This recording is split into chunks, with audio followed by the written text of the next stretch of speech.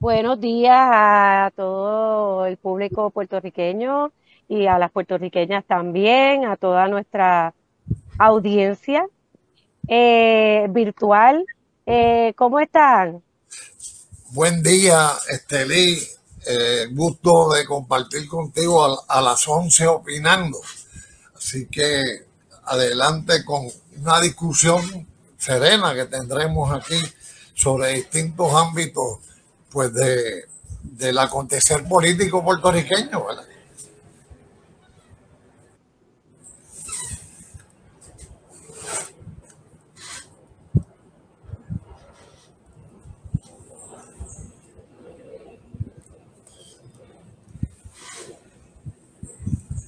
Bueno, Estelí, no sé si por ahí está conmigo, ya pronto entramos en contacto.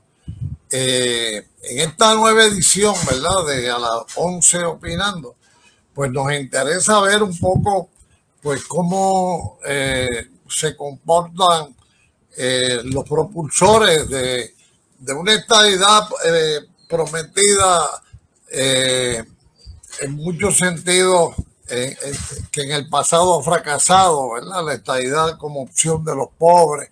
Ya en el programa anterior nosotros estuvimos considerando que la estadidad no es ninguna opción de descolonización, ¿verdad? Y hacíamos alusión a que bajo la 15 de Naciones Unidas, pues integración no es una opción viable en el caso de Puerto Rico, ¿verdad? Por una serie de criterios que si uno los lee en la ley, pues se da cuenta de eso. También señalábamos, ¿verdad? Con muchos problemas que tuvimos la vez pasada en términos de conexión y demás, señalábamos que por el contrario la estadidad no puede ser una opción descolonizadora cuando es la culminación del colonialismo. Definitivamente. Aquí estamos, perdonen la interrupción, aquí estamos oficialmente en a las 11 opinando, todavía estamos en el proceso piloto, ¿verdad? Y nuestro objetivo con este programa es traerles a ustedes una alternativa real sobre lo que puede ser un proceso verdaderamente descolonizador para Puerto Rico. Y ese proceso solamente tiene un nombre y se llama la independencia. Aprovechamos para felicitar al país de Barbados, que aunque ya tenía un estado gubernamental independiente, formalizó y ratificó él mismo hace apenas unas horas, expulsando el sistema monárquico que se reconocía hasta ahora como el último poder decisional, que era la monarquía inglesa. No sé si quieres aportar sobre eso, hablando sobre estos procesos y países que representan el ejemplo que queremos a seguir hacia la soberanía, la independencia de nuestra patria. Sí, por el mismo camino se va a dirigir Guadalupe, la isla de Guadalupe, ¿verdad? Con respecto a Francia, ¿verdad? Son modelos arcaicos coloniales del siglo pasado que en nada pudieron llenar los requisitos de descolonización real, ¿verdad? Poco se hablaba, ¿verdad?, de Barbados Inglaterra, ¿verdad?, y de los tipos de gobierno donde aplicaba la monarquía, ¿verdad?, hasta la reina Isabel y demás. Lo mismo con Guadalupe, que va a estar en ese camino. Y pues debemos recordar que bajo la Carta de Naciones Unidas, pues hay un derecho el derecho a la descolonización, no a estar bajo el dominio colonial de los arcaicos, en el caso de Inglaterra, ¿verdad? Fueron poderosos imperios, ¿verdad? Que aglutinaron pues todo el Caribe, gran parte de África, ¿verdad? Y esos modelos pues obviamente dejaron de servir, ¿verdad? Y entonces lo más prudente pues son las independencias, ¿verdad? Y más en este marco de la globalización en que vivimos, ¿verdad? Que se necesita para ser tratado para estar presente en las cumbres internacionales, ¿verdad? Por ahí pues viene la cosa también de Barbados y otras islas más. Además de esa noticia de Barbados que nos alegra muchísimo y desde aquí, desde Puerto Rico, a las 11 Opinando, le damos nuestras más sinceras felicitaciones a nuestros compañeros de Barbados, que también reconocieron como su embajadora nacional y me parece una, una vindicación política de Rihanna, del artista cantante Rihanna. Barbados la acaba de reconocer como su embajadora. Y yo creo que ese reconocimiento del país, de la nación de Barbados, apunta y apela a las juventudes, a que las juventudes también no solamente se integren en los procesos de independencia y emancipación de sus países, sino a que asuman roles protagónicos, sin miedo, ¿verdad? A asumir responsabilidades que pudieran ser innovadoras, como es el caso de Barbados. ¿Qué otra noticia nos puedes traer por ahí de lo que ha estado pasando en Puerto Rico relacionado al tema de la independencia? Pues fíjate, Esteli, que en Puerto Rico pues se siguen desarrollando, en esta hay que ver la coyuntura, ¿verdad? Es pandémica y demás, pero comienzan unos nuevos bríos, ánimos de celebración, de conmemoración. Alguien pudiera decir que no hay nada que conmemorar, yo no estaría de acuerdo, porque sí hay que conmemorar, que estos días se conmemoró estar vivo, la acción de gracias y dimos gracias y demás, pero ahora en diciembre pues se acerca todo un estilo de nuestro pueblo de celebrar la Navidad. Hay una identidad patria en juego, ¿verdad? Me parece que hasta los anexionistas, los que niegan, no pueden negar la identidad, aunque nieguen el derecho a nuestra independencia, ¿no? La independencia pues se adelanta de muchos modos. Me parece a mí que no es meramente a través de un solo partido político. Me parece que se están cuajando en esa coyuntura una serie de factores para impulsar unas alianzas, ¿verdad? Me parece que, pero más allá de que se asomen por ahí, pues no cobran concreción, y no cobran concreción porque eso hay que organizarlo, ¿verdad? Hay agrupaciones minúsculas que operan, yo les llamo los movimientos urbanos. No nos lanzamos a la isla a fundar estos comités de trabajo, células, a fundar esto, sobre todo una serie de organismos que pueden empezar desde la cultura, desde abajo. Por eso mencionaba esto de las Navidades, porque ahora todo el mundo tiene algo que conmemorar en los pueblos, ¿no? Inclusive, me alegra que mencione el tema de nuestra identidad puertorriqueña, ¿verdad? Como uno de esas formas de reconocer no solamente nuestra idiosincrasia, sino también de diferenciarnos y distanciarnos de ese poder imperial que nos trata de colonizar constantemente, que está en un proceso de colonización constante. No quiero dejar definitivamente que ha pasado el famoso Día de Acción de Gracia, pero yo creo que un acto de resistencia que está empezando a darse en Puerto Rico, ¿verdad? Enmarcado en el Día de Acción de Gracia, pero también en noviembre, el 19 de noviembre, como una fecha donde históricamente conmemorábamos el descubrimiento de Puerto Rico, y he visto unos movimientos particularmente de grupos comunitarios y de grupos nativos en Puerto Rico que reclaman su naturaleza y sus orígenes taínos. He visto un movimiento hacia empezar a dedicar, por un lado, el día del descubrimiento de Puerto Rico, que no fuimos descubiertos, ¿verdad? Reivindicar el hecho de que no fuimos descubiertos, sino que fuimos invadidos y que ya éramos, por otro lado, el tema de que ya en Puerto Rico, Boriquén, existían unas culturas muy complejas, comunidades enteras de taínos. Y por otro lado, en el tema que nos respecta a la acción de gracias, también rechazar esa fecha que realmente se da gracias, pero es una gracia hipócrita en Estados Unidos, donde lo que se agradece es poder haber invadido también los pueblos aborígenes, nativoamericanos, despojarlos de sus terrenos y básicamente aniquilarlos. Yo creo que ahí tenemos una oportunidad en estos dos sucesos que han pasado en esta última semana de no solamente analizarlo desde una perspectiva soberana, independiente, sino empezar a apropiarlos y resignificarlos. ¿Qué tú crees de esto que estoy presentando? Sí, me parece muy justo reconocer pues el derecho a la reivindicación que tienen los pueblos.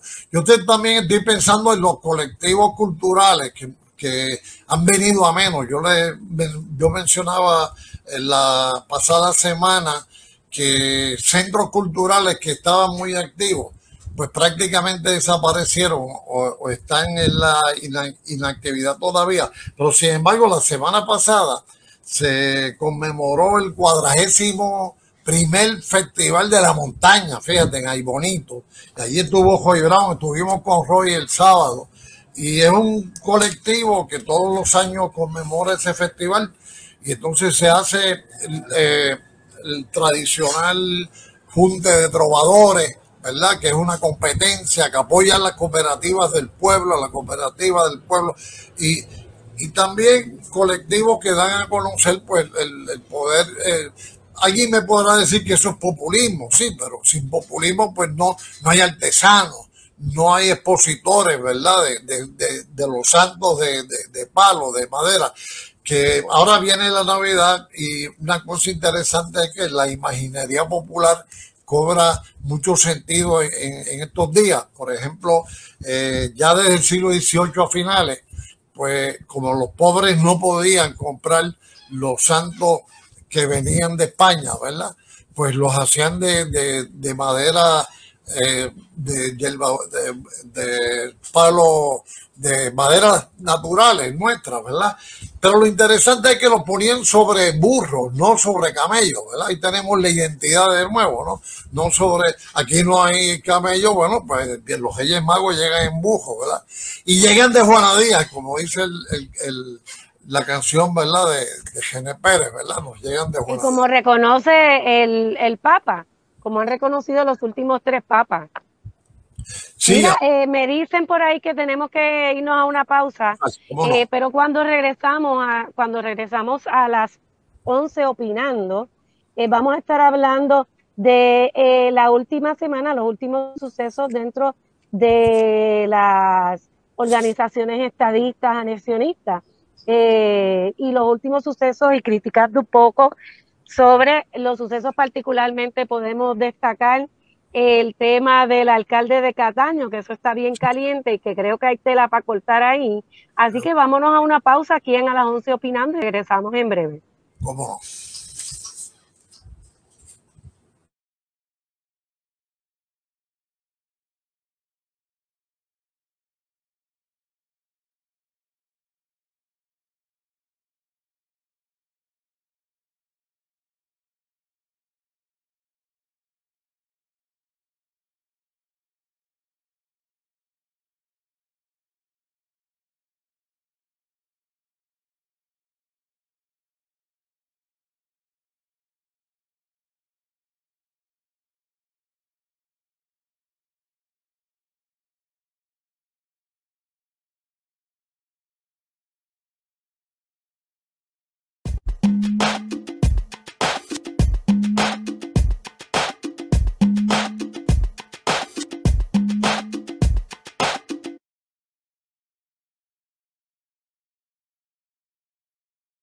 Opinando su programa alternativo sobre la independencia de Puerto Rico como una realidad material alcanzable. Viene por ahí, está cerca de la independencia. ¿Es así o no es así, Edgardo Prat?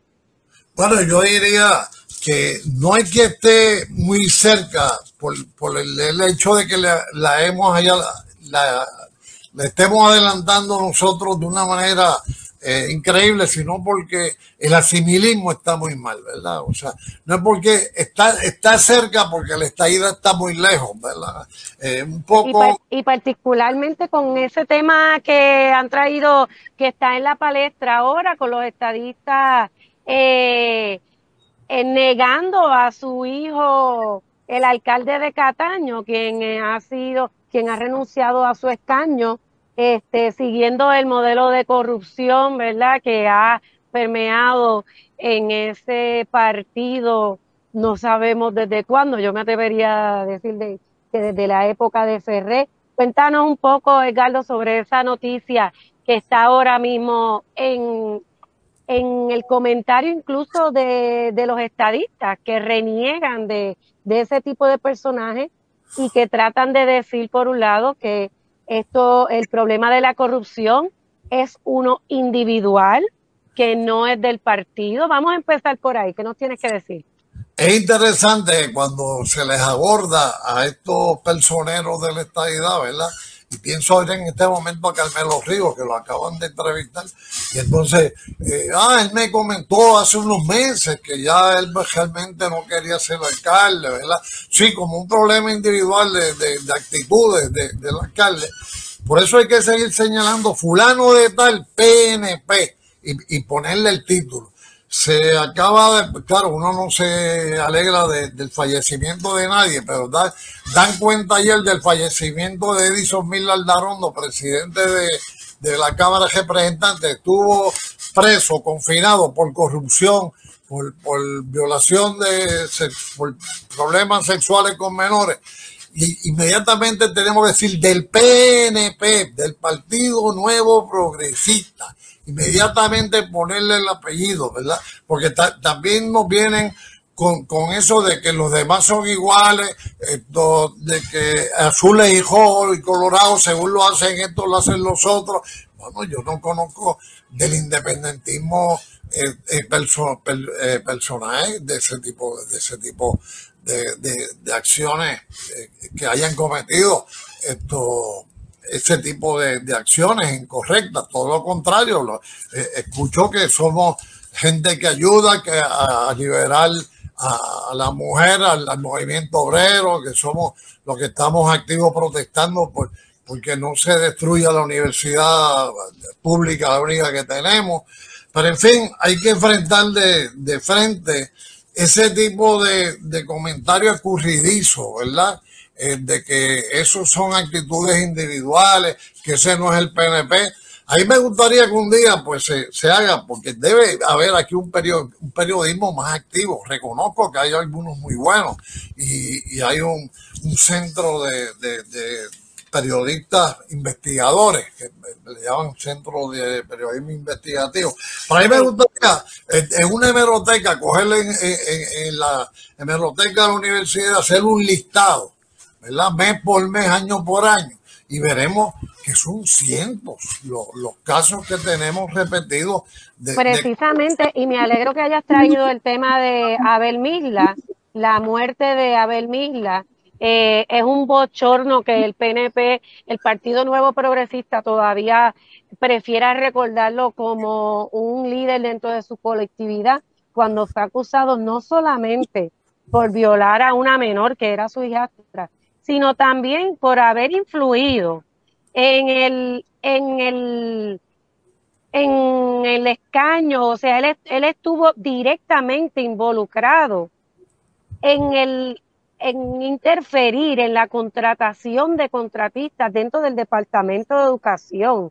Se están hablando aquí de 4.3 millones de dólares que el Partido Nuevo Progresista gestionó para sus arcas a través de Abel Misla, y él fue acusado por estos casos. O sea que no solamente está el hecho de moral, ¿verdad?, de cómo él a nivel moral tiene la desdicha y el descaro de acosar y violar a una mujer y a una menor, que para colmo y la hijastra, sino también lo que tú decías, que el partido PNP se ha caracterizado, su currículum vitae está lleno de actos de corrupción. Más reciente también, ¿verdad? De esos casos del Partido Nuevo Progresista durante el Rosselló, estuvo también el famoso caso de educación del que era su secretario. Se me olvida el nombre ahora. Sí, ¿Cómo era que se llamaba? ¿Cómo no? Se estuvo preso, de hecho, el secretario. Estuvo preso por 40 millones de dólares. Y también en el Departamento de Educación, bien recientemente dentro del gobierno de Ricky Rosselló, no se nos puede olvidar la que él es el que privatizó, cerró la mitad de las escuelas. También vino recomendada y dentro de la estructura del Partido Nuevo Progresista, que él se declaró culpable no solamente por extorsión, sino por manipulación de las estructuras administrativas para agenciarse una asistente personal. Además de eso, estaba involucrada en el intercambio de bienes del sistema de educación por un apartamento privado en Ciudadela. Aquí hay un tema sobre lo que es la corrupción estructural, no solamente dentro del Partido Nuevo Progresista, pero también dentro del sistema colonial que mantiene la administración estadounidense. Cuéntanos, Edgardo.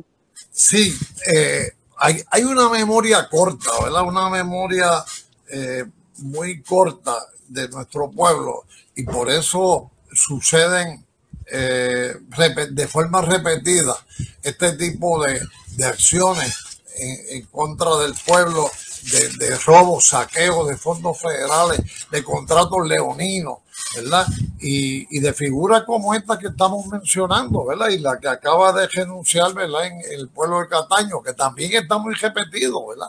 En ese pueblo de Cataño, Álvarez Brunet tuvo problemas allí, y eran alcaldes del PNP, ¿verdad? Si hay relevo de generaciones, pues las nuevas generaciones continúan de forma, como tú dices, estructural, un camino de saqueo, ¿verdad? Perdón que te interrumpa, Galo, pero un elemento común que tienen todos estos casos que hemos mencionado, es el recibo de dineros en sus campañas políticas o dineros como donativos para el partido. Esos dineros que después se convierten de alguna manera en contratos, en garantías para obtener contratos. En el caso más reciente, que es el de Cataño, estamos hablando de contratos para el manejo de la basura en el municipio. Sabemos que son 7 municipios adicionales, probablemente otros municipios con los que tiene contrato la misma compañía. Hay un elemento, tú ves aquí, además de ese elemento común en términos de cómo se apropian estos dineros, cómo se obtienen estos contratos, ¿tú ves alguna relación estructural? ¿Tú lo puedes amarrar de alguna manera desde tu experiencia? Sí, hay un quid pro quo en todas estas contrataciones en los municipios. Y ahora mismo también se menciona una pista de patinaje en el pueblo de Utuado, ¿verdad? Del PNP también, ¿verdad? Y entonces vemos una serie de escándalos que se suceden en Puerto Rico, donde hay un quid pro quo, y lo difícil luego es probar el quid pro quo, ¿verdad? Y sobre todo es difícil empezando porque la auditoría... Edgardo, para el público que nos escucha, ¿qué es un quid pro quo? Yo te doy algo para que tú me des algo, ¿verdad? Tú me ofreces a mí, ¿verdad? Reparación de semáforos en la cancha municipal y yo te mira, pero te voy a dar los contratos tengo unos contratos de recoger la basura exclusivamente, no voy a hacer subasta y van a ser para ti esos contratos, ¿verdad? Y eso se maneja sucesivamente en Puerto Rico, cambian las administraciones. Tenemos casos como el de Mayagüez, de este señor Guillito Rodríguez, ¿verdad? Que también es espeluznante, ¿verdad? Que las garantías eran el estadio de deporte. Pero sobre todo, no se debilita la estructura porque quien audita son de la misma línea ideológica, ¿verdad? Nunca hemos tenido una auditoría objetiva, que sea un profesional de cajera, con algunas excepciones. Recuerdo que había una mujer que era, se me escapa el apellido, creo que falleció, y que se destacó como auditora y fue muy buena, pero con la excepción de ella, pues son posiciones que están mucho tiempo, están 2 cuatrienios en el poder, 3 cuatrienios en el poder, y en vez de hacer investigaciones sistemáticas y acusatorias, ¿verdad? De estas actuaciones, pues lo que hace es que se confabulan, ¿verdad? O pues tapan, ¿verdad? Todo ese tipo de corrupción. Hay otro tema que a mí me interesa destacar aquí, ¿verdad? Y es que precisamente los analistas políticos que están denunciando ahora a sus amigos del Partido Nuevo Progresista, se les olvida que ellos también fueron miembros del cuerpo legislativo. A ese personaje se le olvida que él también fue miembro legislativo precisamente durante el gobierno más corrupto que ha tenido la historia de este país, que fue el gobierno de Pedro Rosselló. Eso fue en 1993. Entonces es fácil criticar, ¿verdad? Desde la radio y cantarse amigo, pero decirle moralmente estás mal. Pero es muy difícil reconocer que es el partido el que promueve y el que facilita todas estas gestiones. Y que no es casualidad que sea el partido que más adeptos, ¿verdad? Aunque eso también hay que cuestionarlo porque van en descenso. No es casualidad que sea el partido de mayoría cuando es el partido que a su vez también tiene los mayores casos de corrupción. Y es el partido que constantemente está defendiéndose y diferenciando esa línea fina entre lo que es un donativo para una campaña política y lo que es un intercambio para garantizar un contrato. ¿Existe tal diferencia realmente entre lo que son los donativos y para una campaña y lo que es un intercambio como garantía para recibir un contrato? Pues el problema es que a veces la ley es parca, ¿verdad? Para atender situaciones especiales, ¿verdad? Y sobre todo la que no es parca es la ley federal, que muchas veces está establecido los requisitos, las particularidades que debe tener un contrato de carácter público, ¿verdad? Pero muchas veces, pues, claro, se deja pasar como que se atendió el problema en términos generales y no se particulariza. Y ahí está el problema, ¿verdad? Por otro lado, pues, como tú dices, pues el que viene a suceder a otro del mismo partido, pues, pues no enfatiza en investigar nada, ¿no?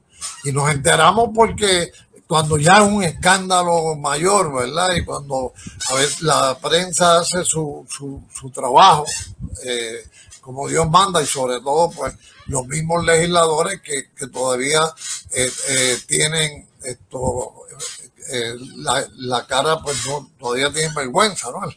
La cara, que muchas veces vemos personas que uno no entiende por qué regresan como legisladores, y estoy pensando un montón, Jorge Navarro, gente que no deben estar ahí, ¿verdad? Que han tenido problemas en las barras, salen en la Comay atendiendo situaciones personales de baja calaña, por ahí, y el pueblo vuelve, eso es un grave problema, ¿verdad? Porque nuestro pueblo, pues, lo que elige, ¿verdad? Por ahí quizás el pueblo cree que eso es lo que aseguran los fondos federales, la promesa esa de que la estadidad es para los pobres, y por ahí pues alguna gente diría que por ahí es que se va la gente en el momento de votar, pero estamos ante una generación nueva de jóvenes, cambió el milenio, debemos cifrar esperanzas en estos jóvenes que deben organizarse, que deben entrar en colectividades que adelanten sus fines, ¿verdad? Y que sean combativos, ¿verdad? Mira, sobre ese particular quiero seguir mencionando, ¿verdad? Para nuestras radioescuchas aquí en a las 11 opinando, quiero mencionar otros casos que están vinculados también al tema, al relacionado con el alcalde de Cataño. Por ejemplo, ahora mismo está siendo investigado también el que funge como director de la Administración de la Compensación por Accidentes de Automóviles, la ACA, el señor Noé Marcano, que fue casualmente primer ejecutivo del municipio de Naguabo. Y aunque perdió, el partido lo premió, ¿verdad? Dándole un escañito ahí como director de la ACA. También está el exalcalde de Sidra, Javier Carrasquillo, que el gobernador Pierluisi, que tanto se separa de la corrupción, lo tiene ahora como asesor de asuntos municipales.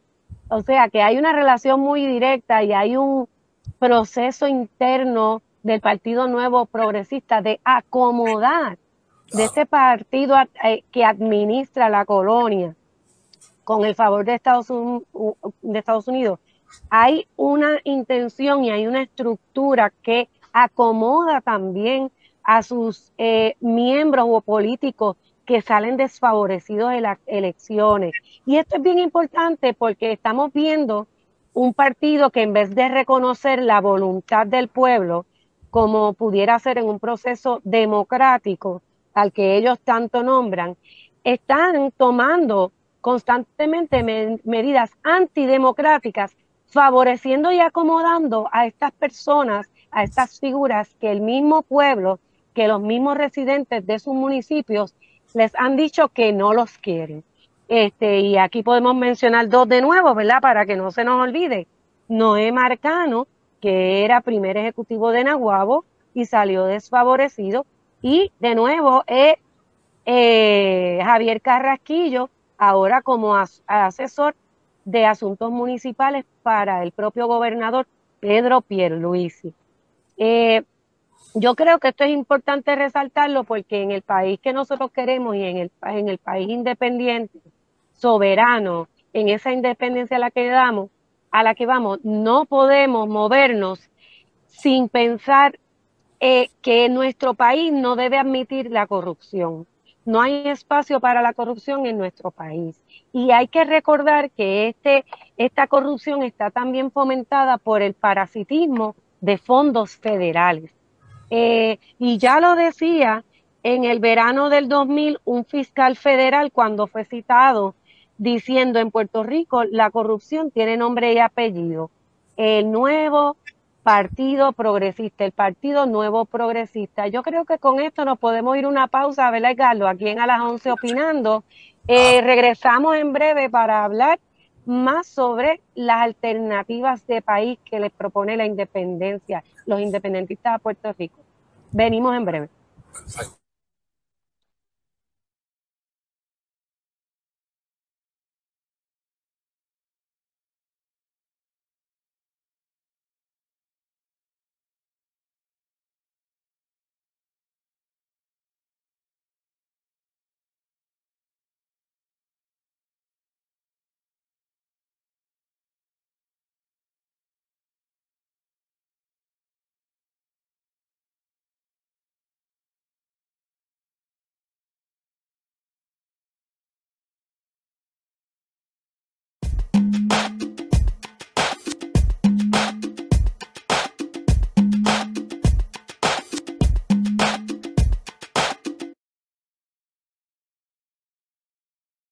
a las 11 opinando con Edgardo Prat y Estelí Capote, aquí esta servidora. Nos estamos divirtiendo muchísimo, el tiempo se va a las millas, Edgardo.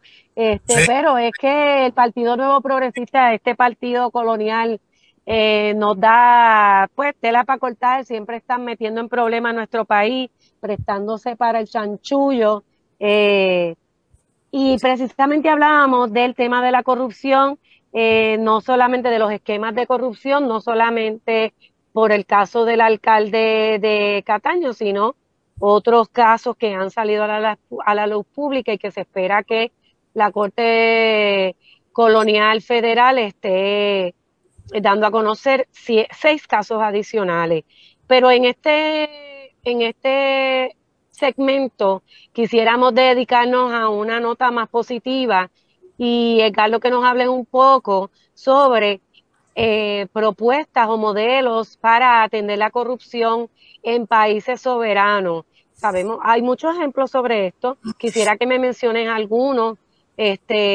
Yo puedo empezar mencionando en Cuba, que un país que es casi mi segunda patria, mi papá es cubano, nacido en Camagüey.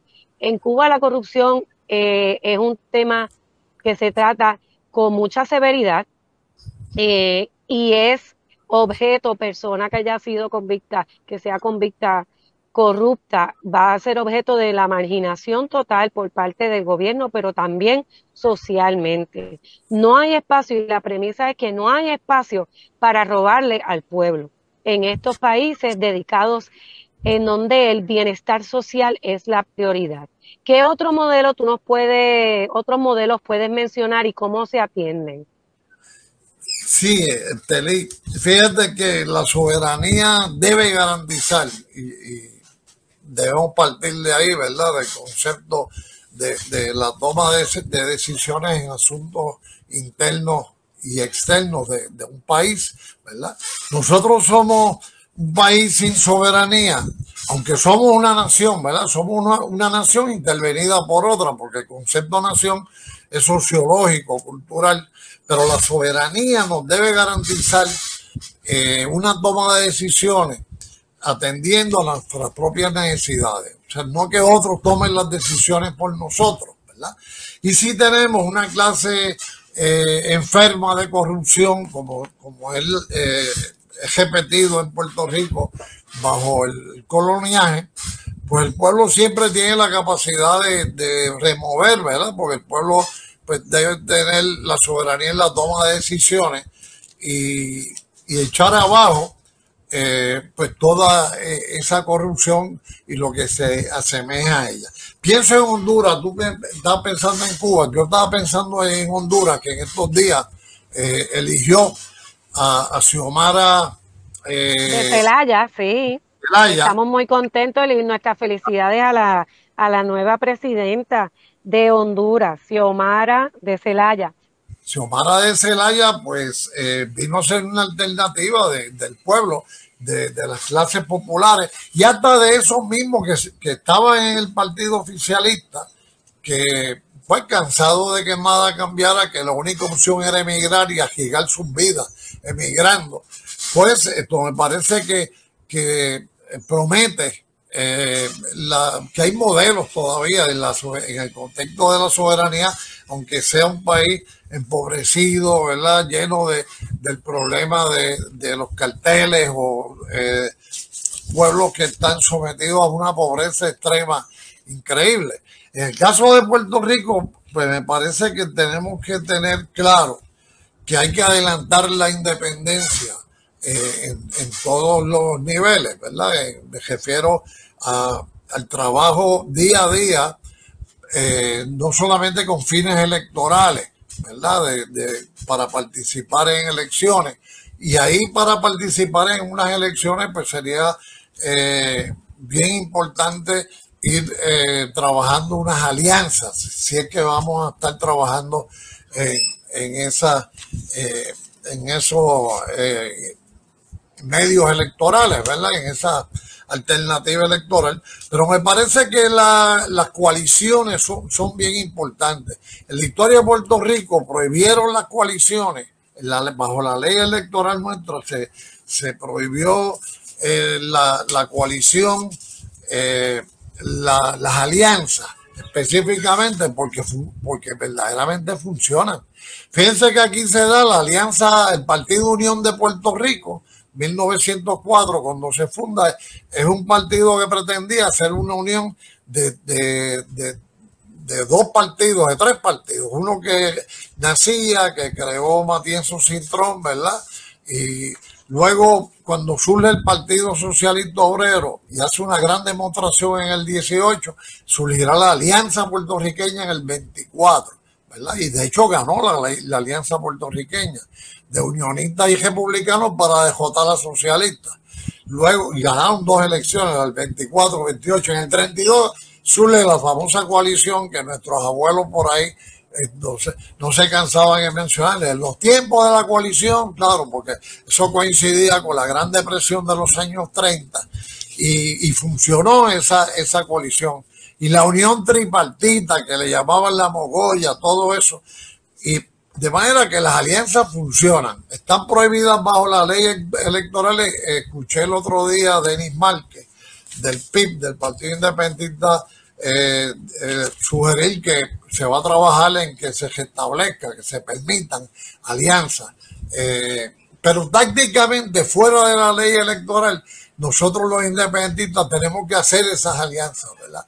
Y no permitir que los distintos grupúsculos, pues con políticas, agendas de corto plazo y muy chicas, pues no nos permitan, pues si nos metemos en una elección, hacer una gran demostración, ¿verdad?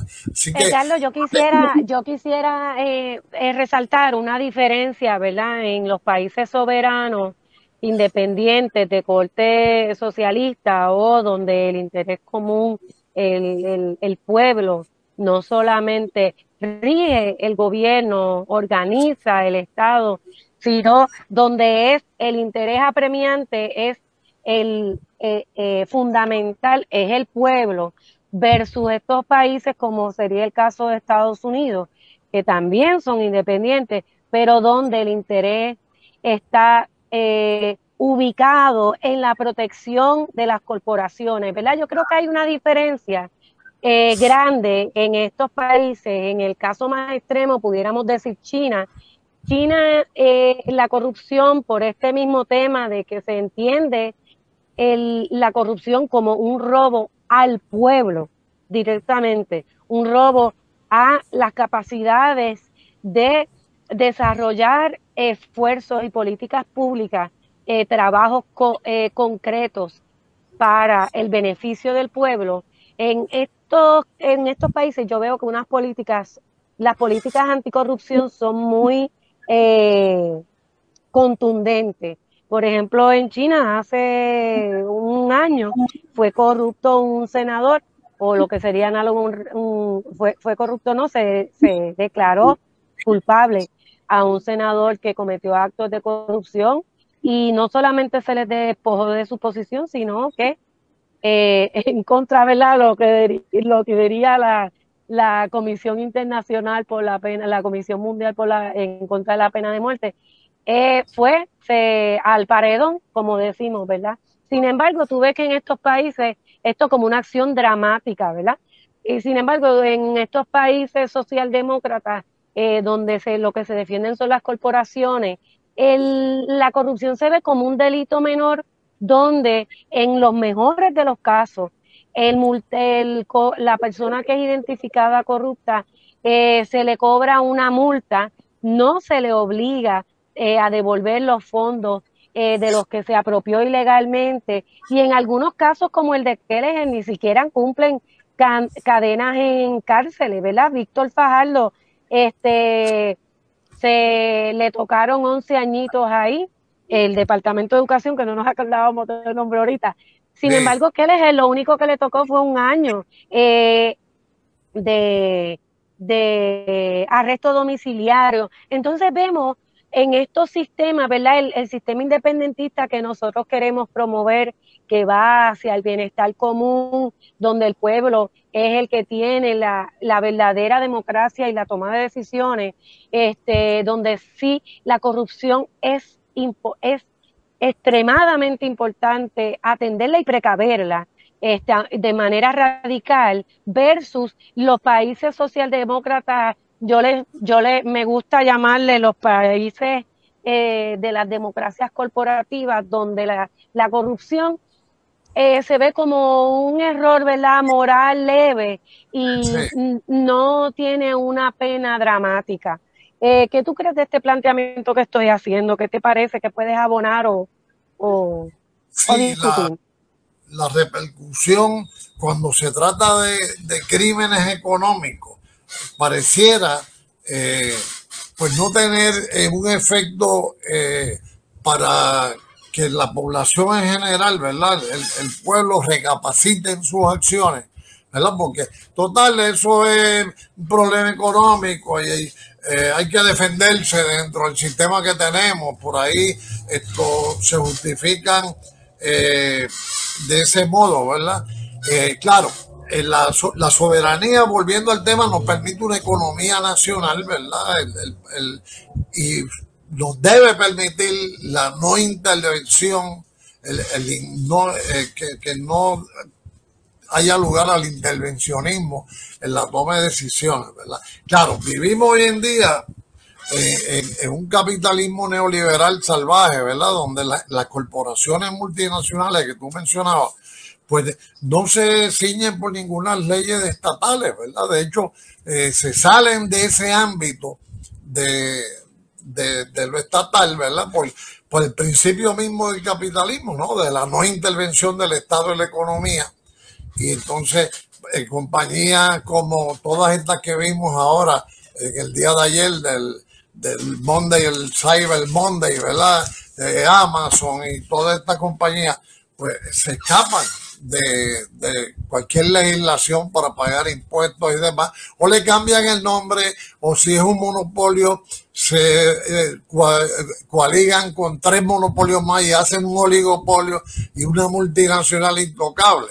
¿Sabes? De manera que por ahí, cuando se trata del aspecto económico, pues es más difícil que se pueda castigar, ¿verdad? Reprimir la acción y que el pueblo pues aprenda a no volver a cometerla, ¿no? Sin embargo, yo creo que estas corporaciones en algunos casos se convierten en parásitos de estos fondos federales. Muchas de estas corporaciones no pudieran subsistir si no fuera por los estados de emergencia y por los fondos que otorgan las agencias federales para atender emergencias. Y entonces hay una línea muy fina entre las corporaciones privadas con fines lucrativos, ¿verdad?, que sirven al Estado, al Estado, aquí estoy hablando de Estados Unidos, ¿verdad? Y la dependencia que estas mismas corporaciones tienen de fondos federales y de contratos con el gobierno federal y en Puerto Rico por imposición con el gobierno estatal. Yo creo que ahí también hay una doble vara, una doble medida, porque por un lado el gobierno defiende políticas, defiende a las corporaciones, ¿verdad? Defiende su autonomía, defiende la privacidad sobre sus informes financieros en muchos casos, a menos que no seas una compañía pública para efectos de lo que es la especulación económica y Wall Street. Pero por otro lado, son estas mismas agencias las que los contratan, los subcontratan y los mantienen en sus nóminas y fomentan básicamente lo fomentan una contratación permanente de estas mismas empresas. Yo creo que hay una contradicción y yo creo que esto obligaría no solamente a Estados Unidos como nación, ¿verdad? Y como imperio, evaluar lo que son sus procesos fiscalizadores, sino que, como tú mencionas también, nosotros debemos definir como modelo de país soberano e independiente. Definitivamente una política anticorrupción no solamente a nivel preventivo, pero también a nivel estricto, donde se toman las medidas más punitivas a favor de la recuperación de ese bien que se robó, ¿verdad? Porque por otro lado, y me gustaría hablar de esto un poco en el tiempito que nos queda en este segmento, ¿de qué sirve ir preso si no se devuelve ese dinero? ¿De qué sirve que Víctor Fajardo vaya preso si tiene a su haber 40 millones todavía en sus cuentas bancarias? Sí, decididamente hay que reevaluar pues todos esos procesos donde se valen los mismos norteamericanos de esa estructura de fondos federales. Pienso en la ley 22, que eso requiere otro programa, que hagamos otro programa. Pero ahora mismo los estados allá, gobernadores de estado están poniendo el grito en el cielo porque no están pagando ni contribuciones allá ni acá, ¿verdad? Estos que supuestamente vienen a invertir, a crear empleos, cosa que no es verdad, ¿verdad? Lo que hacen es lucrarse porque no pagan ni contribuciones allá ni acá. Y peor aún, están comprando la isla, están comprando los mejores terrenos playeros, están comprando propiedades, hasta en el centro de la isla están comprando propiedades y no están pagando ni siquiera el CRIM. Qué bueno que mencionas la ley 22 porque precisamente ha habido casos ahí también de corrupción por lavado de dinero, ¿verdad? Para finalizar este segmento. Y también esto me recuerda un poco lo que fue la época de gobierno batistiano, ¿verdad? Caracterizado por unos niveles de corrupción y de lavado de dinero proveniente de la mafia muy grandes allá en Cuba. Oye, este tema que trajiste está interesantísimo. Hay que pedirle a la dirección que nos dé un día solamente para hablar de la ley 2022, pero nos tenemos que ir a una pausa aquí en A las 11 opinando con Ricardo Prat y esta servidora Esteli Capote. Nos vemos en breve.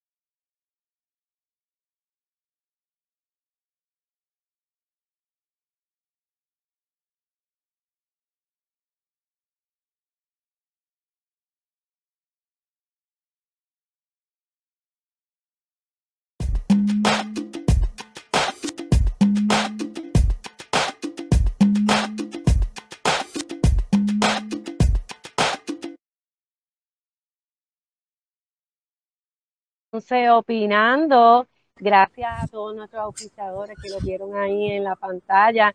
No tenemos oportunidad de mencionarlos a todos, pero este es un programa, Las 11 Opinando, que se hace con un esfuerzo grassroots, ¿verdad? Como se dice por ahí, para educar e informar a la comunidad puertorriqueña y a nuestras naciones solidarias con la independencia de Puerto Rico. La capacidad que tenemos verdaderamente de ser soberanos e independientes y construir un futuro digno, no solamente en Puerto Rico, sino en Puerto Rico como esa nación del mundo, del Caribe, de Latinoamérica. Ahora nos toca, Edgardo, hablar un poco de estas próximas actividades que se van a estar llevando a cabo en favor de la independencia en Puerto Rico. Quisiera que me menciones algunas, yo tengo un par por aquí, pero si quieres empezar tú con algunas de esas actividades a las que nuestros y nuestras radio oyentes pueden participar, acudir, cuéntanos.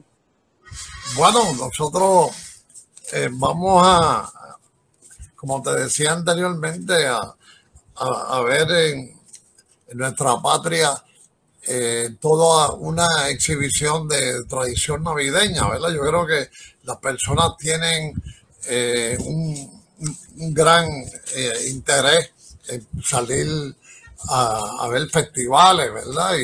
Y a estar en encuentros donde pues se comparten entre amigos y demás, pero siempre es la temática. A mí me parece que la música, ¿verdad? Yo le comentaba a algunos amigos el otro día que la música para nuestro pueblo es fundamental porque pues está basada en un fuerte arraigo de la lucha en contra del coloniaje, ¿verdad? Y si vemos el surgimiento de la décima y el desarrollo de la décima, pues vemos grupos, por ejemplo, que han mantenido esa décima. De momento, Tony Mapellé, ¿verdad? Esto, con su conjunto, que Tony lo vi hace unas semanas atrás en el Colegio de Abogados porque hubo una actividad para ayudar a Antonio Cadambal el Topo, ¿verdad? Que se encuentra en una condición muy delicada. Y de los primeros que me dicen que quedó muy hermosa. Muy bonita, muy bonita. Y hay que seguir, pues, tratando de sumar, ¿verdad? Y de sumar adeptos en el sentido de la cultura, de los que auspician la cultura y de los que están dispuestos a organizarse a partir de encontrarnos en esas actividades, darnos seguimiento, ¿verdad? Pues mira, te quiero anunciar que también, antes de que se nos acabe el tiempo, que nos quedan 2 minutitos, este próximo domingo 5 de diciembre, hoy es 1 de diciembre, el domingo 5 de diciembre se va a estar llevando a cabo durante la tarde en Vega Baja la fiesta del maíz. Es una actividad que empezó nuestra patriota Lolita Lebrón con el propósito de recuperar nuestra tradición del consumo del maíz, del uso de maíz como base alimentaria, base de nuestra dieta alimenticia, y ella lo traía con un propósito, ella trajo esta actividad, esta propuesta con un propósito muy particular, y es unificarnos, reunificarnos con nuestras raíces aborígenes, taínas, arahuacas, y con nuestros hermanos de Mesoamérica, que compartimos este ingrediente, este producto agrícola, ¿verdad? De la tierra, el maíz. También ese mismo domingo, a las 9 de la mañana, en el Jardín de los Siempre Vivos en Cagua, se reunirá el grupo, como todos los primeros domingos de cada mes, se reúne el grupo, el colectivo de los Siempre Vivos. Ellos sembraron una serie de árboles en favor de para recordar a patriotas nuestros, como ha sido el caso de Carlos Muñiz Varela. Allí van a estar y va a participar de este acto nuestro prisionero político Oscar López Rivera. Más adelante también, el 26 de diciembre, para que lo vayan anotando, en la Plaza de Loíza se va a hacer una parranda combativa para cantar canciones alusivas a toda la crítica que le queremos hacer a los casos de corrupción y de atropello que están ocurriendo en Puerto Rico contra las y los puertorriqueños. No nos queda mucho más tiempo. Yo quiero agradecerle al público que nos recibe por ondas virtuales su participación pasiva en este programa, y nos gustaría despedirnos hasta la próxima, ¿verdad? Edgardo, envíale ahí un saludo, una despedida a nuestra comunidad. Abrazo fuerte a todos los que nos han escuchado, y estaremos en esas actividades que me parecieron fundamentales, a la Lolita Lebrón, la del maíz, todo, y para reunirnos también con el hermano Oscar López Rivera. Abrazo a todos. Que sí. Que viva Puerto Rico libre. Que viva Puerto Rico libre, a las 11 opinando.